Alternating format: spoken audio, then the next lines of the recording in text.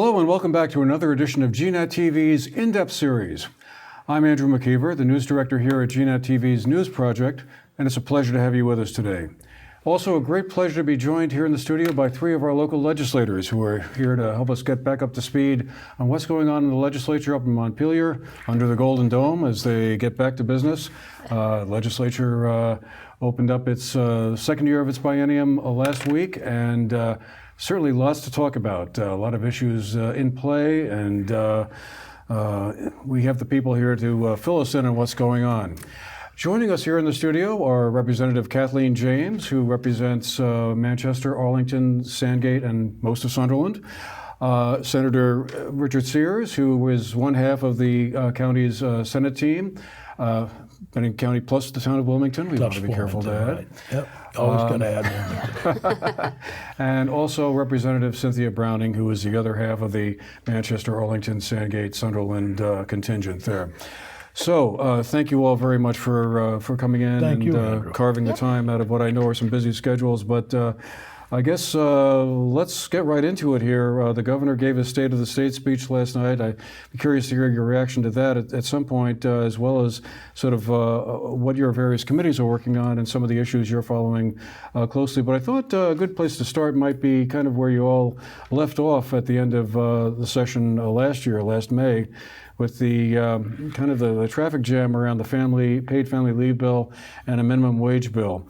It sounds like, from what I've been hearing, is that the leadership of both the Senate and the House are trying to make this a priority to kind of find a compromise that eluded them last spring.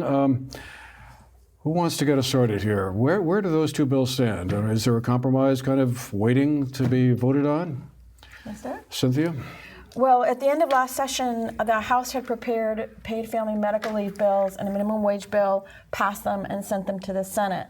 And the Senate, I would characterize it that the Senate made both of those bills more moderate. In other words, we've gone from going $15 minimum wage over a period of time to $12, and the paid family medical leave became less generous and less costly and changed in other ways. So I was not able to support the versions that were in the House, but there are versions of both bills that I could support.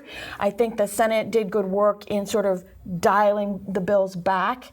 But it really depends on what comes out of the conference committee, because now it's in a conference committee and all kinds of things can change.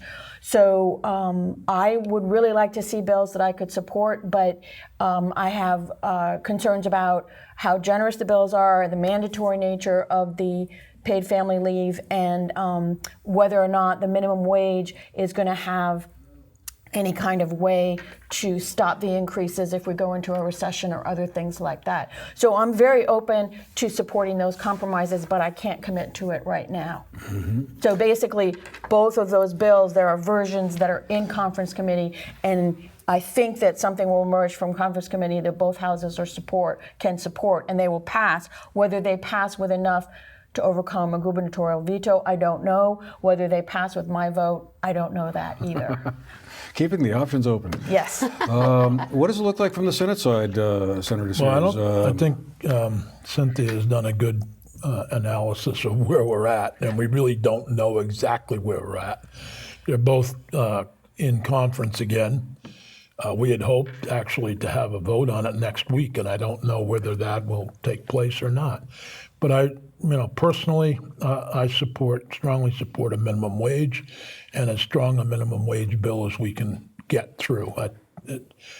Too often people are forced to work at substandard wages, and I think that it's always been a positive move forward on the minimum wage. And so I do support that. I know that there's some businesses who have concerns about it, but let's face it, try to live on $11 an hour for a family in the state, or even by yourself. On the paid family leave, I have a somewhat different attitude than many, and that is we have a lot of programs in this state that we don't fully fund, that are struggling. And if you're going to increase the payroll tax in order to pay for a new program, I say make sure you get your current programs fully funded before I can support a paid family leave program that relies on an increase in our payroll tax. And I've seen versions between 21 million and 84 million, and I suspect they'll fall somewhere in between those. So on that one, I don't know whether I can support a bill that would increase the payroll tax and at the same time, not fully fund other programs that we've been shortchanging in the state. I just came from a meeting at United Counseling Service where people are working at we've done a lot to increase their salaries, but they're working at tough jobs, low salary. I think they deserve an increase, but can we do that increase and continue to, level fund our budgets and then do a payroll tax to start a new program? I don't think I can support that. So I may be, out of the Democratic mainstream on this one, but that's my view. Okay. Well, like everybody, waiting to see what comes out of the conference committee, but I'm more comfortable with the paid. I voted for both bills last year, but am more comfortable with the paid family leave compromise that I've been hearing about as it's taking shape than I was with last year's package, simply because it is more affordable. I had heard more of the $20 million payroll tax version, which would offer bonding leave for families when they have a child or adopt a foster child, bring a foster child into their family, or to care for an elderly or an aging or ailing family member. And I think it's an important program. I think it's an important program for families. We talk a lot about how to attract and retain families in this state, and I think having a paid family leave program could be one thing that could help us do that. About the minimum wage, I was supported it last year, but was very concerned about its impact on small businesses, very concerned. And so I was one of a small coalition of legislators who worked within the Democratic Party last year on the version of the House bill that did pass, which was a slower timeline. It had some triggers built in. I'm probably going to be pretty comfortable voting for the bill as it comes out, if it's somewhere between $12 and $13 over 2 years. I really hope it includes a significant commitment to take a look at the impact on Medicare providers and what the state would have to kind of pay or pony up to help those folks, because I think those are some of the businesses that struggle the most with these pay increases. Now, as it's presently structured or more likely to come out of this committee, and I realize that's a guessing game, I read something over the weekend where the paid family leave bill would be completely financed by the employees. If I recall correctly, It's last year, optional. wasn't it? So There was going to be the an last version employer I saw, and employee sort of contribution. it's up to the employer in the last version I saw. Now it's gone into committee and everything's up for grabs. But I was just reading it this week. I thought we might be voting on it last week. I wasn't sure what was going to happen. And the most recent version I saw would still leave that payroll contribution up to the employer. The employer could pay all of it or a portion of it or require the employee to pay it. Okay. And I think it was at a 0.02% was the last number I saw, down from 9. So Yeah, something it's like that. It's quite small. It's a a fraction lot of a smaller. percent. So it's a fraction of a percent. Right. So If we're my not talking math about is that. correct, Yeah. in the current version, if my math is correct, if you're earning $50,000 a year, your contribution would be $100 a year. The other thing that's important to note is that in earlier versions, and I would assume in the later versions, if you already work for a business or an organization that has a more generous paid family leave Right. plan, you could opt out of this. So in other words, if your company already gives you, or if you have union benefits and you already get this, you can document to the state that, look, we already do this, and then you don't pay the payroll tax, you just keep on with the benefits. So they tried to, or alternatively, a business could say, well, I don't want to do it anymore, we'll do this other thing. But they tried to put in some flexibility there, and I think that's a consideration in case people are wondering, but I already get this, what's going to happen? And I like the flexibility for employers to allow them to decide. That's right. We're going to pony up the whole thing as a benefit for our workers, and maybe that'll help us, attract and retain and recruit. Or, hey guys, let's come up with some split that we can all afford, or, Well, a to be continued for sure. Yeah. Another big issue, one again left over from last year, and as I'm sure you're about to tell me again, Senator, for many years, is the cannabis question, the legal marijuana market. Been a lot of discussion around that. Do you think this is finally going to be the year when that'll get across the finish line, or are we going to be stymied again? I have no idea. We passed the bill S-54, sent it to the House on March 1st, 2019. I don't pretend to understand fully the House, and it's certainly I have deep respect for both of my colleagues here and all of my colleagues in the House, but I don't understand why it takes a year to figure this thing out. We're 10 months now that they've had the bill. I don't think it's unrealistic to ask them to pass a bill out of the House, get it into conference, and get it to the governor by 3/1/20. That's 1 year. The fact is that we are shipping jobs and revenue to Massachusetts and to an illegal market where many people, and I think the main opposition to the bill is from some people who just don't believe that cannabis should be legal and so oppose this. And then the people that are really making a lot of bucks on the illegal market right now, they are profiting. 20% of Williamstown's sales of cannabis is Vermont residents. And they just opened, I think, 2 dispensaries down there. Well, they've got fairly one, recently. and there's 2 more. One of them would be right on the border with Pownell. Oh my! So they're planning on, capitalizing on our failure, just as New Hampshire is capitalizing on Massachusetts' failure to pass a sports betting bill. I don't know if you followed that at all, but it's a similar type of thing where you have one state on your border which has passed a bill. And we might as well just say, okay, that 20%, I don't know what the revenue would be to the state of Vermont from that, but it's sizable. And so and we're a small county comparatively. So I just think I'm hopeful that the House will pass a bill. Let me get to conference committee. We can work out the differences with the House and with the governor and have a tax and regulated system. It only makes sense.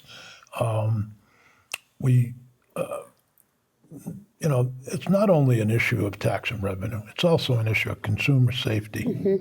And what is being sold out there, we have edibles that we have no idea what the content is of the product.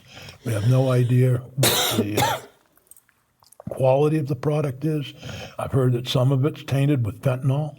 I'm very concerned about fentanyl and any opiate.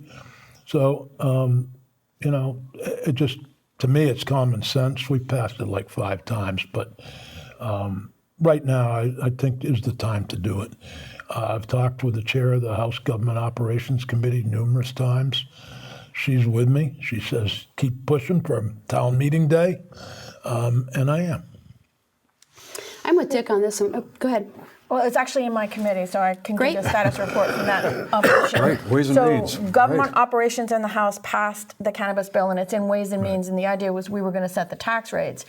But apparently there seem to be some unresolved issues about the bill, which I agree, particularly the question of environmental regulations or use of renewable energy. I'm very concerned about possible pollution coming from the production and manufacturing involved in this substance, and I want to be sure that Agency of Natural Resources is regulating it, not agriculture, because then they have a conflict about both promoting and regulating, and that hasn't worked out real well with the dairy industry. So I think the bill may have to go to other committees to get fixed up, but I'm just telling you what they seem to be doing. I'm telling you what sorry. they seem to be doing. It's not under my control at all. I understand. I'm not criticizing you. That's fine. That's fine. I'm just telling you. Mine boggles my mind when I drive the Meadowee Valley and full of the hemp. throwing out there. I understand that, but this is a whole new industry with different dimensions. So I think they should have already dealt with these issues. I agree with you on that, but they're apparently going to deal with them now, and then it's going to come back to Ways and Means. My concern in Ways and Means is that although I know we would like to get revenue from this, I don't want to set the taxes too high, because if we do, the black market will just continue. So I would rather, and in fact, if you do that, you won't even get the revenue because they're in the black market. So customers are in the black market. So I want to set the taxes high enough to cover the expenses of the regulation that we're going to have to do and provide some funding for education and prevention or highway safety, but not so high that we're trying to balance our budget off of it. We can't do that. So I think it's got to be on the low side. We can always raise it later depending on how things go, but we're never going to get rid of the black market. But if we set that taxes too high, we really won't. And that is really, really important for all the reasons the Senator mentioned. So I would rather have a more moderate tax rate that doesn't generate as much revenue. As long as we can cover our costs, we can always change it later. So I think that's what is ultimately going to come out of Ways and Means. Whether I can fully support the bill will depend on other aspects, but that's where I am on the taxes. I'll keep it quick. I'm just looking forward to voting yes, and I hope it's a bill I can vote for. The only things I've been reading about and kind of waiting to see whether they're in or out are saliva testing is a concern for me, whether municipalities are opt in or opt out. Those are things I'll need to be thinking about. But I'm a strong proponent of a regulated market, primarily because of what Dick said, for public safety reasons. I want to see stuff tested and labeled. I want people to know what they're buying. And I want us to set the tax rates and structure the bill in a way that will most aggressively compete with and work to eliminate the black market.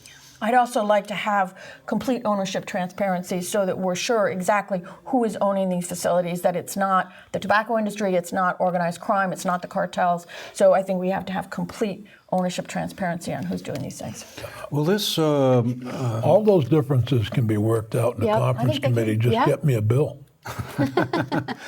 I was wondering, Representative Browning, we talked last week right here about the opt-in provisions that the Vermont League of Cities and Towns is trying to introduce into the equation here.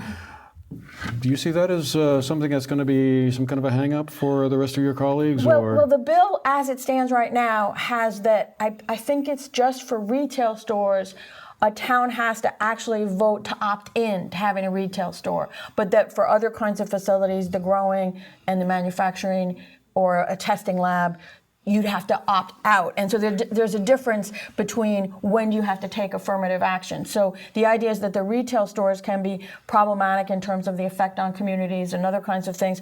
So a town would have to actually say, yes, we want the retail stores. But the other things could be cited according to local zoning unless you affirmatively said, no, we don't want anything. So that's my understanding of the existing bill, but it's still got a long way to go. The Senate bill is an opt-out. Opt-out, right. So the House got a little bit more restrictive just because of the community concerns about the question of that the default should be you don't have retail unless you say we want retail. So that's a difference between the two approaches. But again, I think the Senator is correct that all of those things can be worked out. But I think the local control issue is really big.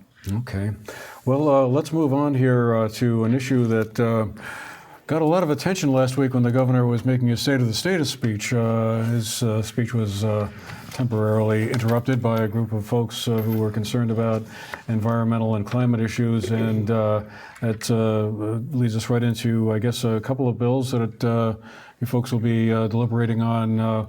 One on, let's see, it's a global warming solutions and also a transportation climate initiative that some people are describing as a carbon tax in disguise or whatever, and the governor is concerned about it because he's concerned that will raise the cost of fuel and gasoline. I guess, do you see either of these two bills kind of marching through to the governor's desk, or? I could start on that one.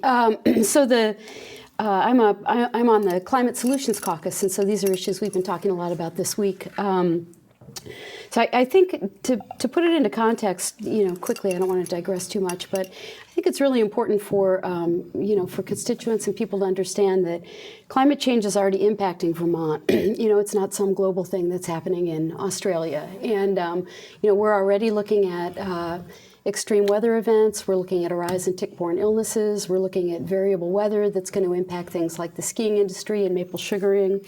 We're looking at the cyanobacteria blooms in our lakes. And so climate change is here. This isn't something that we're proposing action on because it's happening elsewhere, somewhere down the road. And emissions, although they've taken a recent drop, are still rising in Vermont. They're higher than they were, 10 years ago. So the Global Warming Solutions Act is one suggested solution. It's already been introduced in the House with 87 co-sponsors, which is a really, really impressive number.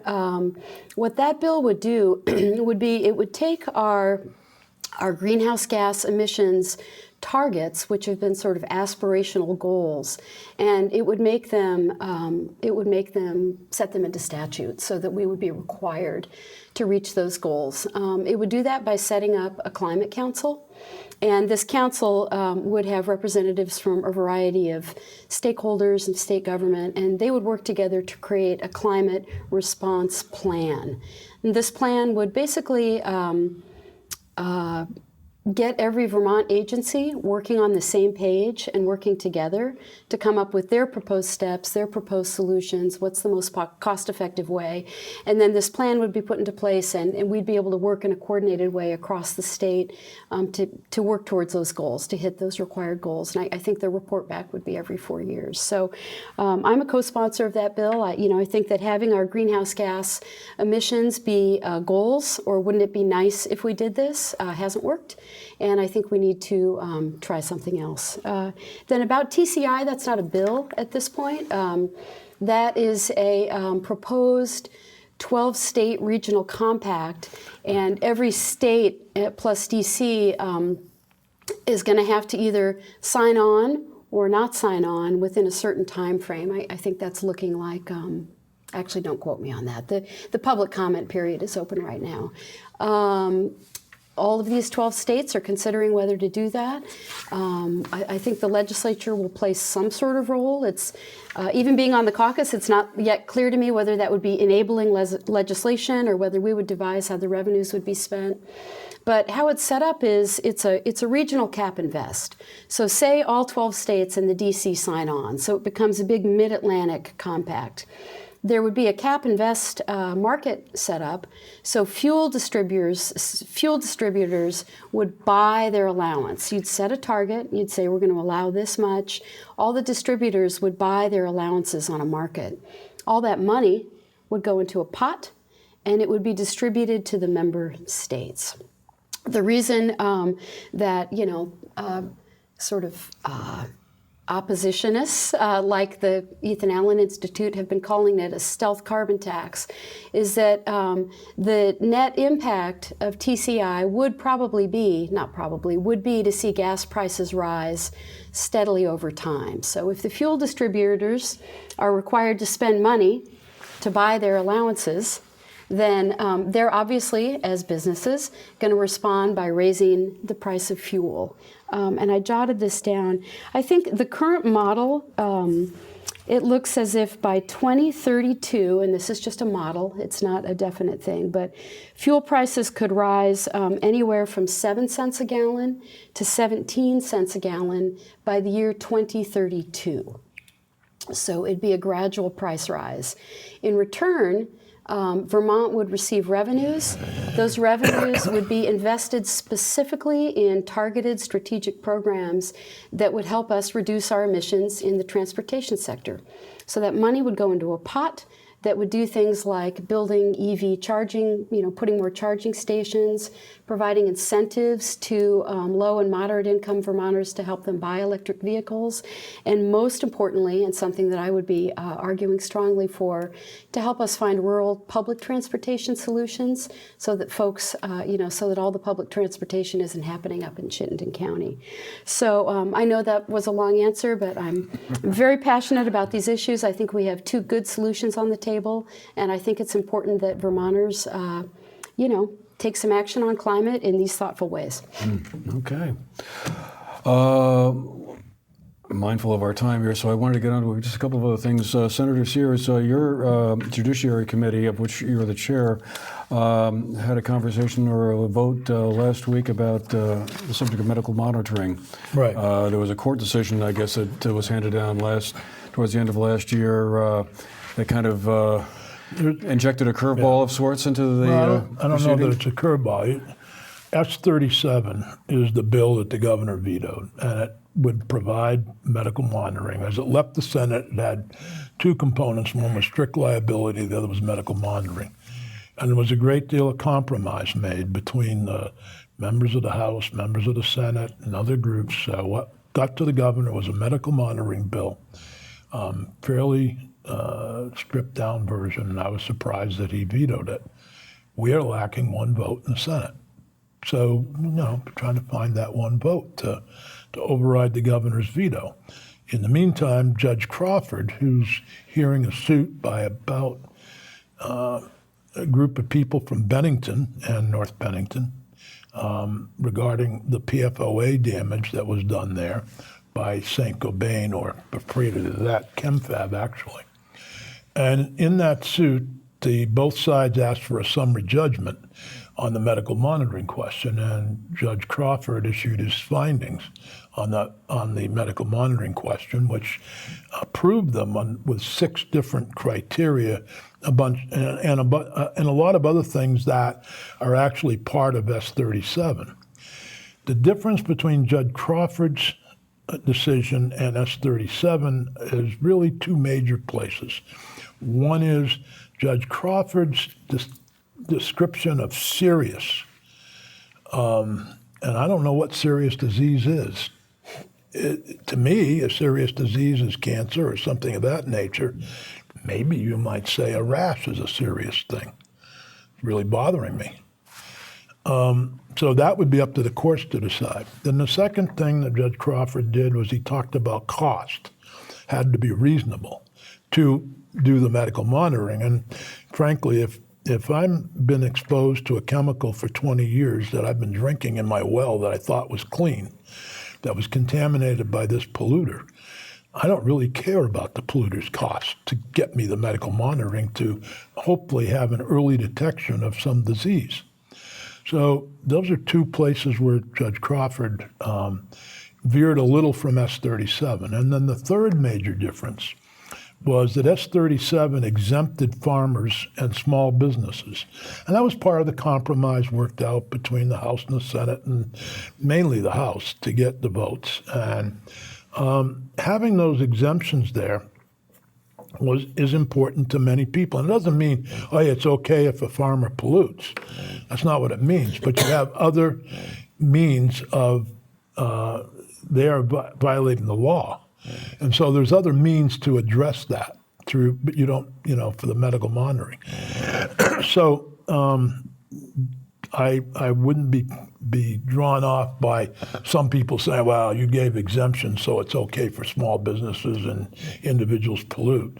Well, it's not okay, but there are certain laws already in place. So if we started off with a new bill, we run into the same problems all over again. What do you exempt? What do you do about the 2 things? Now, I call them the polluters, but I suppose that's unfair. Industry wants us to adopt, and the governor, I believe, wants us to adopt all 6 of Judge Crawford's criteria and all the exemptions into a new bill, a new S-37. And we're saying right now, wait a minute, we start a new bill and we'll go through the whole process all over again. And And I will point out, S37 is not retroactive, so it doesn't help the people in Bennington or North Bennington, doesn't hurt them at all. The only help that many of what Judge Crawford's decision seems to address are many of the issues that were in S37. So I think he certainly read it and was mindful of it as he wrote his decision. So, right, and here's the danger for the business community, in my opinion, the polluters, I'll call them. If they're worried about a suit and they get sued under Judge Crawford's decision, which could be the rules, they aren't going to get an exemption if you're a farm. And they're not going to get an exemption if you're a small business. That's all, because that's not part of his suit. So if we let the suit stand, I would think they would be concerned. So we'll see what happens next week. We're having actually tomorrow, there's a caucus, Democratic caucus's meeting. We're going to go through the comparison of the suit, which I just did, as with legislative counsel, who's neutral, the suit and the S37 and what the differences are, and hopefully move forward with it. Could I just make a comment? Because I think there's actually a link between the climate change and the pollution with certain kinds of chemicals, which is that we have to start operating as if the environment really matters. The environmental damage of our activities can't be an afterthought that we try to clean up later. Right. We have to prevent it. And I think that's what both of these proposals are really about. It's about all of us taking responsibility for our behavior and for how our wastes are disposed of, and being careful of the earth and careful of each other. The details, obviously, the details on all these proposals really matter. But to me, I think that's the main push of being responsible for ourselves so that we will have a clean and productive environment and society going forward. And I know that all Vermonters care about that. The details, that's where the devil is. Yeah. But you see that we are working hard on that, and I think we're all in agreement on that goal. One thing I want to mention is that Judge Crawford's decision, he's a federal judge, so it was based upon New Jersey law, it was based upon findings in West Virginia and Pennsylvania. And quite frankly, I know New Jersey's so-called Garden State, but when you drive through there, I don't think it's going to kill industry. They've had the law on the books for years, so I always laugh when I see the Garden State and I drive through there. Yeah. Right, yeah, it's maybe 200 years ago. Yeah. It'll be interesting to see. I voted for S37, so I'm ready to override if it gets to that. Well, we hopefully you get it to you. Well, there's a whole host of other issues going to be in play. I'm sure prison reform in the wake of the revelations that came out of that 7-day story last December about the women's prison up there in Chittenden County. We have hardy perennials like taxes and school choice and education financing. And we also have these sort of big picture questions around the state's demographics and population and workforce. But before we go, I guess I just wanted to kind of give you all a chance to talk a little bit about what are some of the particular bills you're following or your committees are working on that we all should be sort of aware of and following. And Representative Browning, I'll let you get us started here. Sure. One of the things the House Ways and Means Committee has to do every year is we have to set the property tax rate. Other kinds of tax rates are not changed very often. You know, you have income tax rates and they stay the same for a long period of time, and the state lives within the rising and falling revenue. But we actually have to set the education property tax rate every year based on the cost of education and a host of other factors, just like we have to set the municipal tax rates. So Ways and Means will have to set that tax rate. And right now, the indications are that education spending is growing pretty fast, and so tax rates will have to go up. So that always draws people's attention. I am going this afternoon to testify before the Tax Structure Commission in Montpelier, which is a commission that was set up to look at and evaluate our tax structure and the emerging issues with it. And they're looking at education finance reform. So I'm going to favor them with my ideas. And I'm sure they'll be happy to hear from me. But the main problem that I've had for a long time is that there are certain programs that are very valid and good programs that are paid for within the education fund, which are not education. And I I think they have to come out. So we have to pay for them in the general fund, so some of the revenue has to come out too.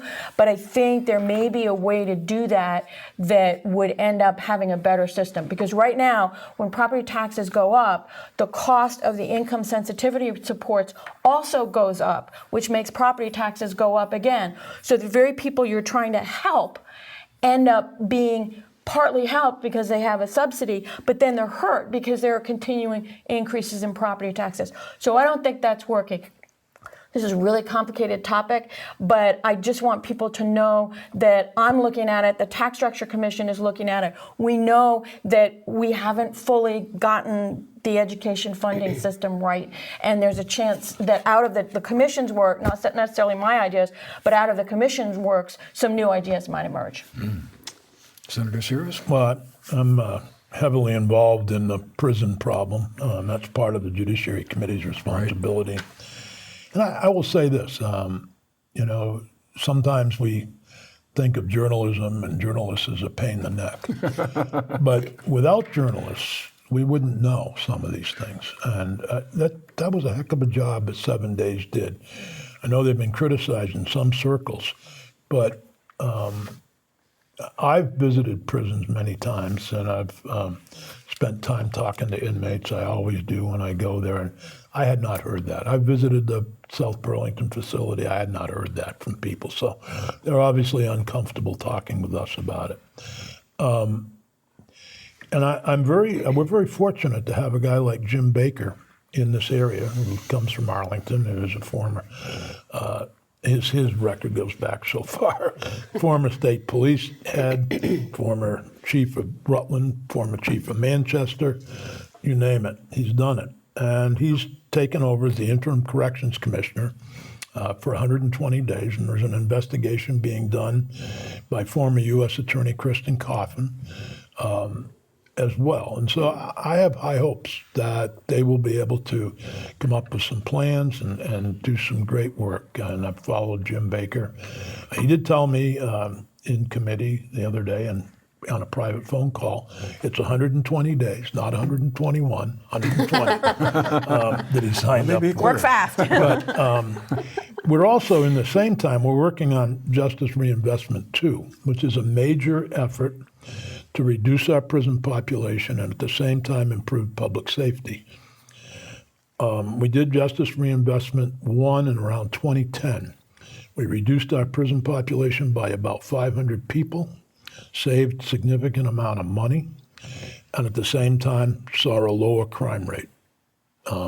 Between 2010 and 2016, we were number 2 in the nation in terms of a lower crime rate. In a lower and reducing prison population, and number 1 on crime rate. Alaska was they were number 1 in reducing prison population, but they had an increase in crime. We actually had a decrease in crime. So I'm very proud of that. And this Justice Reinvestment 2, working very hard to come up with strategies and some legislation and policy changes that will both will lower and hopefully get us to a point where we can not rely on out-of-state facilities for Vermont inmates, and that money will be reinvested into community-based programs. One of the things we know is that in the first 6 to 7 months that somebody's released from prison is the time they're most likely to reoffend.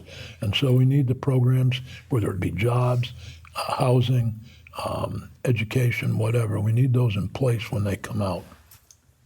And obviously the opiate crisis is a major factor in all of this. Yeah. So that's our major. And I wanted to mention one other thing. We did have a protest during the governor's speech, and actually I thought the governor and the lieutenant governor handled it quite well. They let it go on, and I don't know. I wasn't right near the protesters. Maybe you were. I was. But it seemed like they ran out of things to say because it went on for over 10 minutes. But it was handled well, unlike some of the protests we've seen in the State House. But in the basic issue of listen to us, we do listen. It's just that when we have to vote, we have to take into consideration all of our constituents, all of the different viewpoints and so forth. And I, speaking for, on behalf of the governor, who was the one that they claimed wasn't listening, I think he has listened. The problem is he hasn't done what they wanted him to do. So it's a matter of, you're not doing what we want you to do, okay, don't vote for him. But the idea of we don't listen, I find that somewhat offensive, because I do think we listen. I spend a lot of time listening to constituents. I spend a lot of time reading, I know all of us do, reading emails by the tens of, by the hundreds every week. And we may not always agree, but we do try to listen to you. So things we're working on. Well, one of the things I love about serving in the House is that we only sit on one committee. So you really have a chance to, I think that's great. You really have a chance to dive in and to focus. So I'm on the Education Committee. We're going to be looking at some really interesting issues this year. Cynthia and I were at a joint hearing with Education and Ways and Means to go over the results of the weighting study. It's a very dense 150-page document that recommends pretty profound changes to how Vermont weights various categories of pupils. And which then will have an impact on how property taxes are. This would be like English as a second language. Calculated, yeah. High school Poverty factors, yeah, things like that. the three categories that I think would be significantly altered, but if we, as recommended by this study, are how we weight students living in poverty, how we weight students who are English language learners, and how we weight students who live in sparsely populated rural districts. They also recommended various changes to the census-based block grant reimbursement model that we're moving toward with special ed. So the only thing I'll say about the study right now is that it's big. It's going to be a big deal. And I think what we'll see play out this year is how quickly we move on it. Some legislators are from districts who probably really stand to gain. They're going to want to see rapid action. But it's going to be a big change, and I'm not sure that my committee chair or that the Ways and Means chair think it's something that should be rushed through. So we'll see how that plays out. We're also going to be looking at an after-school program. Governor Scott made, I thought, a really interesting proposal in his State of the State that Vermont kick off sort of a universal after-school network. I'm not sure exactly what that would look like, that could potentially be funded with revenues from the tax and regulate cannabis market. Everybody wants the money. That money's been spent like 3 times already. I was wondering, regardless, we're going to be looking at there's a after lot of school, which is really interesting. Yeah. And we're also going to be looking at pre-K. And I'm on a little work group that's going to try to take a look at career and technical education, because I just think that is so important, that students have access to CTE, that they understand that it's a viable career path, and that not everybody needs to go to college. So education is really what I'm all about during most of my work days. Also been very involved in broadband and tourism funding, but we're probably out of time, so I can talk about those some other time. Well, we'll have another opportunity for sure. Sounds maybe good. around town meeting might be a good time to have you all come back and give us the update on, because there sure are a lot of issues, it seems like, in play: tourism funding, broadband, the Southern Vermont economy. Of course, we're all kind of focused around that and trying to see how we can stimulate it in some way. But I guess we're going to have to... Broadband and tourism funding. There you go. All right. Anyway, well, I guess we're just about out of time, but I wanted to thank Senator Richard Sears and Representatives Cynthia Browning and Kathleen James for being with us today, and as I said earlier, bringing us up to date on what's going on in the legislature. A lot happening, and it's also a political year, lest we not forget. A couple of candidates have already made some announcements about offices they may be pursuing or not. So we'll want to follow that as well as we go forward. Anyway, thank you all for being with us today. It's been a real pleasure talking about some of these issues, and we hope you found the show interesting and informative. And we'll see you again next time. Have a great day. Thank you. Thank you.